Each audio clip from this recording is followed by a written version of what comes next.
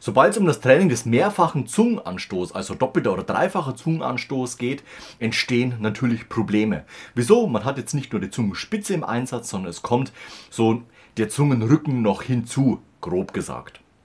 Doch wie startet man jetzt in dieses Training der Mehrfachzunge? Wir nehmen als Beispiel mal die Triolenzunge, also den dreifachen Zungenanstoß.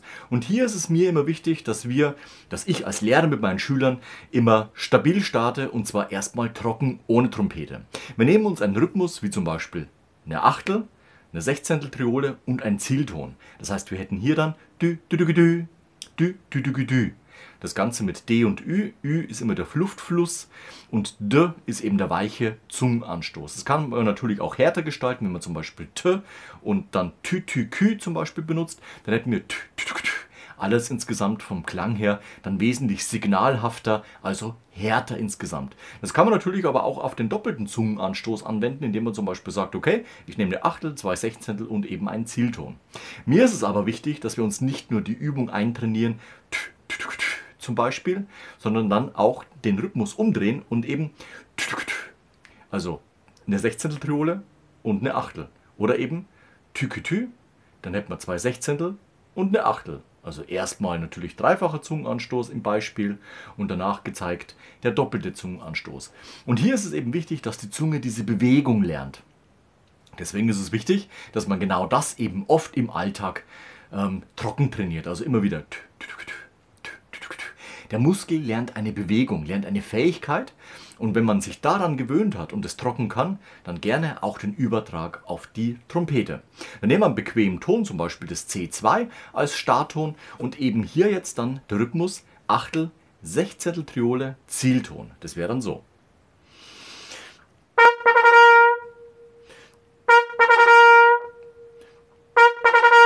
Oder eben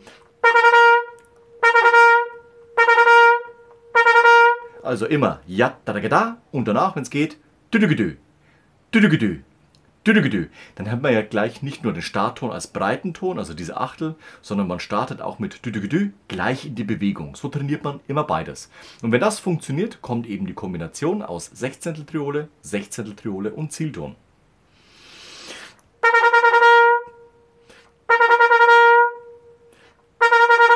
Und letztendlich dann oder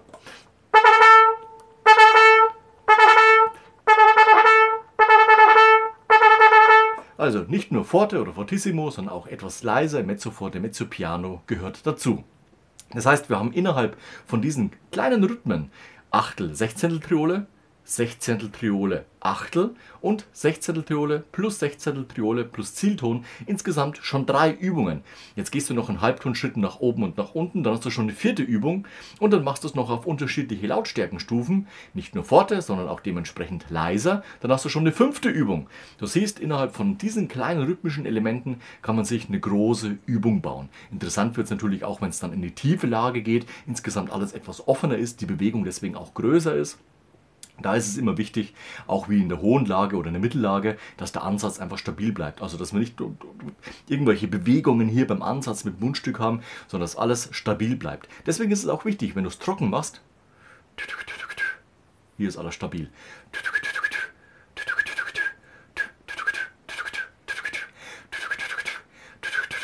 Und das Gleiche kannst du natürlich auch dementsprechend auf die Doppelzunge übertragen. Das machen wir jetzt auch mal.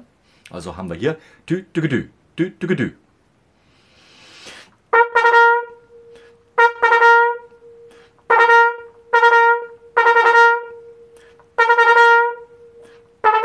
Oder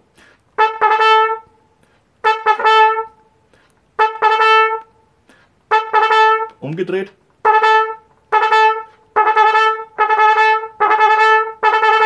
Und dann kannst du eben nach unten, nach oben das Ganze leiser gestalten, wie gerade eben schon erwähnt. Das ist eine Übung, mit der du ins Training des mehrfachen Zungenanstoßes starten kannst.